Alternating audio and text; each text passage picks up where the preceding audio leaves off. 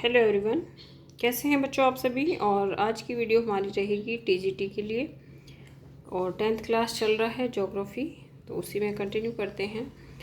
भारत में जलवायु और मौसम कितनी अवस्थाओं में संचालित होता है? तो 3। वायुदाब एवं धरातलीय पवनें, ऊपरी वायु परिसंचरण, पश्चिमी चक्रवात, विक्षोभ एवं उष्णकटिबंधीय चक्रवात। भारत किन पवनों के क्षेत्र में स्थित है? तो उत्तर पूर्व व्यापारिक पवनों के। और देखिए व्यापारिक पवनें जो हैं वो, और व्यापारिक जो पवनें होती हैं वो स्थायी होती हैं, हमेशा चलती हैं। तो हम ऐसे याद कर सकते हैं कि व्यापार जो है मनुष्य हमेशा करता रहता है, तो व्यापारिक पवनें स्थायी होती हैं। फिर है उत्तर पूर्व व्यापारिक पवनें उत्पन्न होती हैं, जो उत्तरी पूर्वी व्यापारिक पवनें हैं जो भारत में चलती हैं, तो उत्तरी गोलार्ध के उपोष्ण कटिबंधीय उच्च दाब पट्टियों से उत्पन्न होती हैं।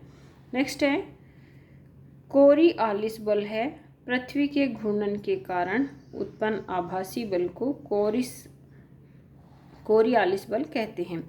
इस बल के कारण पवनें उत्तरी गोलार्ध में दाहिनी ओर तथा दक्षिणी गोलार्ध में बाईं ओर विक्षेपित हो जाती हैं, और इसे फेरोल का नियम भी कहते हैं।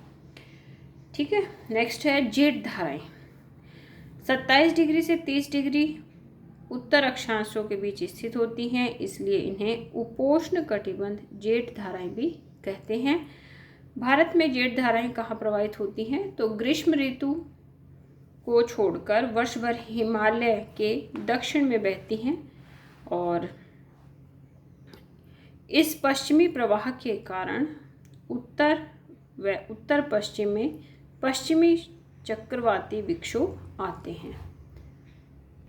नेक्स्ट है दक्षिणी पश्चिमी मानसून पवनें किसे कहा जाता है?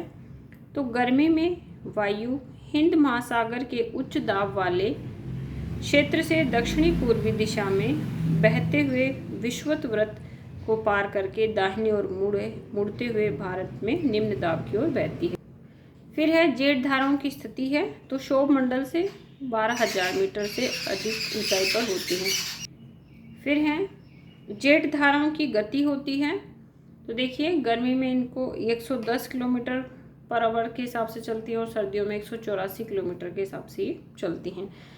फिर है गर्मी के मौसम में कौन सी जेठ धाराएं प्रवाहित होती हैं? तो गर्मी में उपोष्ण कटिबंधीय पूर्वी जेठ धाराएं प्रवाहित होती हैं 14 डिग्री उत्तरी अक्षांश में।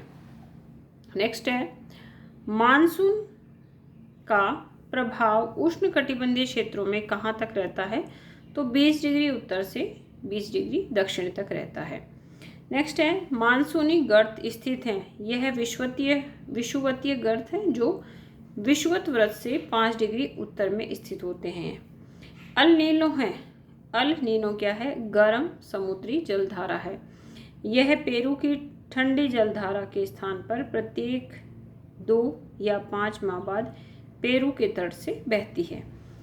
नेक्स्ट है दाब में परिवर्तन का संबंध अल नीनो से है, इसलिए इस घटना को एनसो कहा जाता है। नेक्स्ट है व्यापारिक पवनें होती हैं नियमित, मानसूनी पवनें होती हैं अनियमित। मानसून का समय होता है जून के आरंभ से और मध्य सितंबर तक, 100 से 120 दिनों का टाइम पीरियड होता है। मानसून प्रस्फोट किसे कहते हैं? मानसून आगमन के समय सामान्य वर्षा में अचानक वृद्धि होती है, वो मानसून प्रस्फोट कहलाता है। नेक्स्ट है भारत में जून में मानसून कहाँ प्रवेश करता है? तो दक्षिण में। मानसून किन 2 भागों में बढ़ता है? तो अरब सागर और बंगाल की खाड़ी में। अरब शाखा मुंबई पहुंचती है 10 जून के आसपास, और बंगाल की खाड़ी की शाखा जून के प्रथम सप्ताह में असम तथा ऊंचे पर्वतों के कारण गंगा मैदानों में मुड़ जाती है।